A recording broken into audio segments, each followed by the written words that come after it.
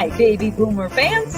We are Jackie and Janine, the Pfeiffer sisters, and love to talk about the 1950s, inviting you to reminisce with us as we explore experiences of that decade. We chronicled the distinct memories of our childhood in our book, While the Windmill Watched, a slice of rural America in the 1950s, which takes you on a notably historic journey through that often forgotten decade. We also want to hear about your experiences during the 1950s. We will feature guests whose special stories of that decade will bring to mind magical moments of reflection, some with tears, some with smiles, but above all, a good dose of laughter. We would like you to chat with us as we bring to mind the sights and sounds so familiar to that time in history. Grab your favorite malt or Green River. Make sure you are wide awake and get ready to be inspired about the 1950s. Welcome to the 1950s Fun Chat.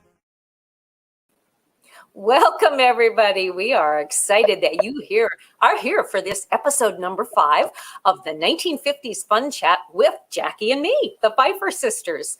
Before we get going with our broadcast today, we would like you to note that in the lower right-hand corner, there's a red subscribe button, as well as a thumbs up button underneath this screen that you see of us. If you would be so kind as to click each of those buttons, we would be most grateful because it will help to grow our channel. Jackie? Yes, I also want to call attention to the upper right-hand corner or left-hand corner, whichever it is up with yours. There's a little logo, and the logo is our book, While the Windmill Watched, a slice of rural America in the 1950s. Then also notice the little banner that's scrolling across the bottom, www.whilethewindmillwatch.com for further information. And we are excited to introduce to you today a man who is well known throughout North Dakota. His name is Mike Seminary. Mike was born in North Dakota, and with the exception of 24 months, North Dakota has been his home. Last December, he retired from 45 plus years of business development and management. Most of that time, he's been in radio broadcasting and civil engineering industries. He's given 10 years of public service as a city commissioner and mayor, and has served North Dakota on economic development boards, as well as 35 plus years of community involvement in local boards and organizations. Mike, your first venture your most recent venture has been a podcast. And I found a quote from you that relates to our 1950s Fun Chat. You said, quote, "I'm trying to find people who have great stories," unquote. That is exactly why we have invited you to be our guest. You are very comfortable behind the mic, and we sisters and our viewers are ready to hear some of your stories. Welcome, Mike. Well, thank you, Jackie and Janine. It's a pleasure to be on your show, and also thank you for the book that you published. Were it not for that, we may have never met. That's how we came to know each other. I read your book and then reached out to you to ask if you would join me on my podcast, and you did, and it was just a wonderful conversation, which we'll push out in about 2 or 3 weeks. So it's a pleasure to be with you. Thank you. Thank you. Mike, you mentioned you have seasoned experience in business development and management. So we'd like to know, how has that skill changed throughout your career? How has the field changed? How has your skill? Oh. Think about the very first one and up to this point, and then the involvement and the maturation of it. Here's probably the greatest way I have changed as I've been in really the people relationship and people development business. And I learned this, I really learned this from my father when he was training me as a young man. We were in a fishing boat, which was interesting because I hate fishing. I like to fish and hunt in the grocery store because you always get what you want. Exactly. And so we were sitting out in the water for about 3 hours and didn't talk a lot. And when we were at about 3.5 hours, Dad reeled in his line, and I did the same thing. He said, we're going back to shore. And he said this, and I'm paraphrasing, son, you talked a lot, but you didn't listen much, and you didn't ask very many questions. People don't care what you know until they know that you care. And I took that to heart, because what my dad was telling me is that the other person is so much more important than us. And it's important to be others centered more than being self-centered. So over my career, I learned that the people in front of me, or the person in front of me, was far more important than me. Get to know them, ask them questions, and and then just love them. So that takes a while for some of us. It did for me, but that's really how I changed over time. Mhm. Well, that's the spirit of Jesus, loving people, loving other people, and they you become friends. You learn about each other that way. That's correct. That is good advice and good lesson for anyone, whether they're in your business or in daily life. Mhm. Another thing I'd like to ask you about is, when I speak with people from North Dakota, the topic of conversation usually ends up being the notorious North Dakota weather. Do you have some memorable weather stories that come to mind? Well, it's a great question. And obviously, we do talk a lot about the weather in North Dakota because it changes in a heartbeat. Mhm. Let me tee up my answer by saying this. When I was in college in 1975, and I decided I was going to go out for football, a friend of mine, a roommate, housemate really, said, you should get in shape. So he got me running. I have been running ever since. I run literally, well, almost every single day of the year. Even the last 2 days where it was raining cats and dogs, I'd go out at 5 in the morning and run 5 miles. I go out when it's 30 below. I wait for the sun to come up so it's a little warmer, but I run every day. So weather in some ways is irrelevant to me. That said, weather can be a beautiful thing. It can be a dangerous thing. Mhm. And here's what I've learned over time, that most people just take it in stride because there's nothing you can do about it. You can't change it, right? That's right. So you just have to learn to live with it, dress appropriately, and move on. And I'm lucky that here I am at 67. I can still run. God's given me a body where I can do that. And I don't know what I would be saying right now if I wasn't able to run. Maybe I'd be complaining. I'm not sure. Okay. In our book, While the Windmill Watched, we actually had a whole chapter on the weather during the 1950s when we grew up around Menoken, of course, just east of Bismarck there, about 10 miles. And we particularly highlight the storm, the blizzard of March of 1966. Jackie and I both lived it and had different experiences during that time. And we write about how that blizzard affected our farm, the livelihood on our farm, as well as that of our neighbors and those ranchers and stockmen in North Dakota. How did that particular storm affect you, Mike? I was going to circle back to that. Thanks for asking, Janine. Mm-hmm. At the time, we were living in Fargo, and here's some things that if I closed my eyes, it happened like yesterday. It was a 3-day storm, and it was a doozy. I don't know how many inches of snow fell at the end of but it was a lot. Dad had, primarily my brother Paul and me, go out and shovel the front door entryway and the back door entryway about every 3 or 4 hours to make sure we wouldn't get snowed in.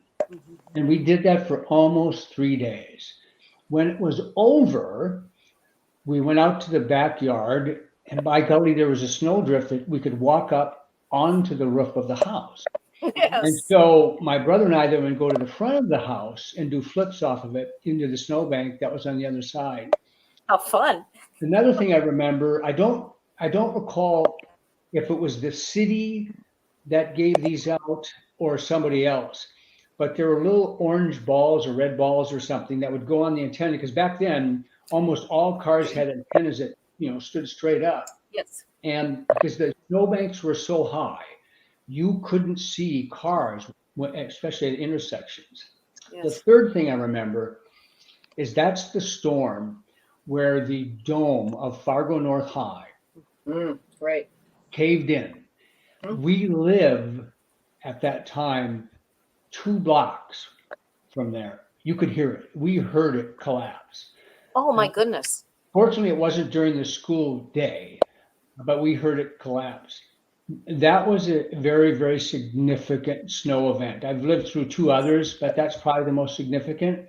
One other thing I'll say about weather is growing up in the valley, I've done my share of sandbagging because the Red River of the North has this awful reputation of sometimes having no water in it and then more water than you want. And it caused a lot of damage. The other thing, and you made comment of this in your book, there are times because you have to go from point A to point B, you drove through some significant weather that really challenged you in more than one way. And I'm now at an age where if I can avoid that at all costs, I'm going to. I just don't really want to drive through blizzards anymore. Well, I concur with that. I think as we get older, we reflect more on our experiences and those that were challenging to us, and we dared nature to take the lead, but we overcame.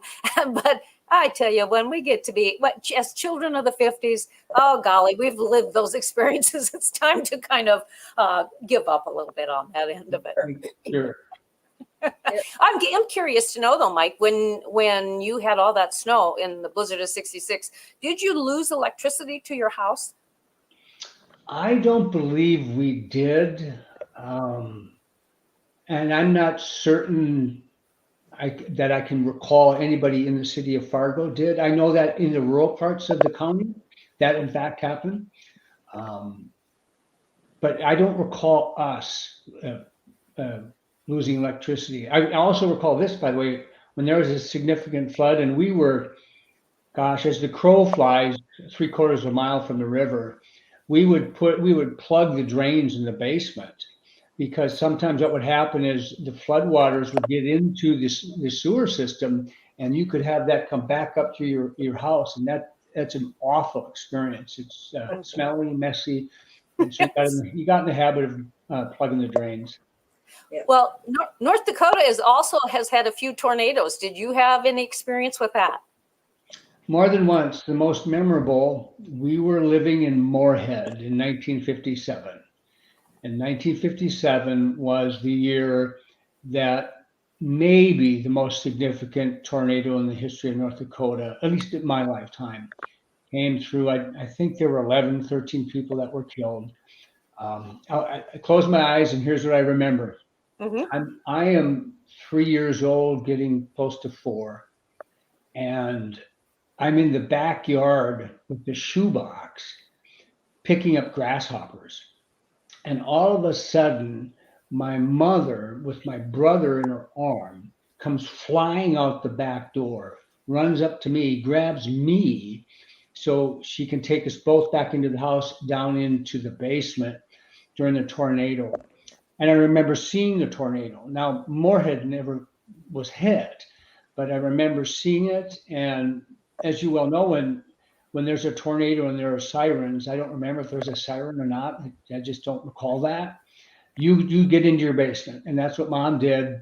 And I remember again, as she was grabbing me, I saw this thing later to learn that it was a tornado. And Mike, there have been situations in your life during the 50s in which you didn't always live in the same residence or even in the same city. Can you share with us about that? Yeah, my dad, thanks for asking. My dad was from right outside of Pittsburgh, Greensburg, Pennsylvania. And when he was 17, so he was still in high school, the Army offered 36 for 18. You give us 36 months, we'll give 18 months, and we'll give you 36 months of education. And so Dad saw that as an opportunity to have someone help him pay for his college education. So he went to Korea. When he came back, he and a friend, because they had heard about Valley City State Teachers College and heard about Valley City, and that Valley City, if you came on that GI Bill, they would give you that fourth year of college. They pay for it. So my dad and his friend came over to Valley City, I think it was in 49. He met Arlene Sauer, this girl from Grafton, North Dakota, fell in love with her. That's my mom. They got married. He finished school in 4 years, and he became a salesman for New York Life Insurance Company at the time. Okay. And they moved him because they thought he was a real good sales trainer and manager. They moved him and us, of course, every 18 to 24 months. So I was born in Carrington, and then we moved to Moorhead, and then we moved to Minot, and then we moved to Milwaukee, and then from there we moved back to Fargo, and I think it was Fargo in about 62 or 63. And two other things that I recall vividly, by the way. When we were in Milwaukee, we went on our very first family vacation. And at the time, the youngest sibling was Anne. Our sister got pneumonia and she died on that family vacation. So she's actually buried over in the seminary plot over in Pennsylvania. So that was something very memorable. And I also vividly recall going to Notre Dame. That we grew up Catholic, and Dad was a big Notre Dame football guy. And so we got to go to the Notre Dame campus. I'll never, ever forget it. Finally got to go to my first game, by the way, about 8 years ago, thanks to my wife. So I remember that. And one other thing I remember, I just, because my mom always said, my son Michael is a handful. And when we lived in Sykeston, or Carrington, excuse me, apparently my mom had tied me up to the clothesline pole with a rope because she had things to do in the kitchen, and there was, 3 or 4 kids. She gets a call from the barber shop and said, "Your son Michael's here naked." So I had taken off all the clothes that, and the rope, because I couldn't get off the rope, and so we get a call. And then when we moved to Minot, that's when I decided I'd had enough of my family, and I ran away for about 3 hours. Packed a suitcase, put I think a peanut butter jelly sandwich in there, and I ran away. So And how old were you? A lot of memories. How old were you when you ran away? I would have been, so if we were in Carrington and then Moorhead and then Minot, I would have been about 5. Oh, good time to run away. It was perfect. It was perfect. Did you ever run away again? No, once was enough. Okay. Well, my curiosity is aroused in that if you were tied on a rope to the clothesline pole, you evidently were smart enough and ingenuitive enough to untie it from the rope from the pole? And I just took the clothes off. I couldn't get the rope off. I just took the clothes I had on off. Where there's a will, there's a way. Another connection with my mother and me, by the way, Mom was a real gifted singer. She had an incredible voice. So my love for music started when I was just a tyke. And the thing about the 50s is that even though I was born in 54, from 54 to 60, that's when rock and roll was really starting to become popular. And Mom even listened to some of that. So Buddy Holly and a lot of those musicians influenced me to the point where when I was 12, I formed my first rock and roll band and played for about 10 years. And rock and roll and music is still part of my life. Well, how did those experiences of life in the 50s help mold you and shape you into the person you are today? Well, first of all, and I don't mean to compare us to generation today, because as we evolve and technology influences us, life is just different. But back then, we didn't watch, I don't know even when we got our first TV, frankly. But Mom wanted us to play outside, and if you got carried away, she'd tie you to the clothesline pole. But she wanted us to play, so we were friends. We'd play tag, we'd play ditch, we'd play Annie, I over. So friends were really important. It was just kind of a different time for bonding, I think, because you didn't have much. For the longest time, we only had one car. And then when we were moving every 18 months to 24, you had to be able to form new friendships fairly quickly because you could only stand your siblings so long, right? So, it was just a more innocent time, I think, and it was a simpler time. Let me put it that way. Yes, and really a time to be cherished too. Oh, yeah. And I think that's one of the reasons that we wrote the book While the Windmill Watched, because not only did we want to tell our story and tell about the 1950s, not just our story on the Great Plains of America, but we also wanted people of this generation to grab on to what we were telling in that story and in that book, and to reflect that this is how your heritage was developed, children of this age. Now, how do you appreciate it? Where do you go from there? And see how it affects your life as you live it now. Well, Mike, we have one last question for you. If you can think of one pleasant or one happy memory that really comes to the surface of your life in the 1950s, please. Oh gosh, there were a lot of them, but one thing I vividly recall is my grandfather. And here's kind of three little quick stories. Grandma and Grandpa lived in Grafton, and Grandpa worked for the phone company. He was the guy that climbed the telephone poles and plug the wires. He was also a volunteer fireman, and whenever we go visit him, he'd take us to the fire hall and let us ring the fire engine whistle and bell. We had so much fun. Additionally, Grandpa was a Hamm's beer drinker, and when we moved from Milwaukee, I loved Hank Aaron, and I never became a Packers fan. I never became really a baseball fan. I became a Grandpa fan, and Grandpa loved Hamm's beer, so he loved the Twins and he loved the Vikings. And so I'm now in school in Fargo, where Roger Maris went to school. Sure. I was like the only guy that was not a Roger Maris Yankees fan. I was a Twins fan. It was all because of Hamm's beer and my grandpa.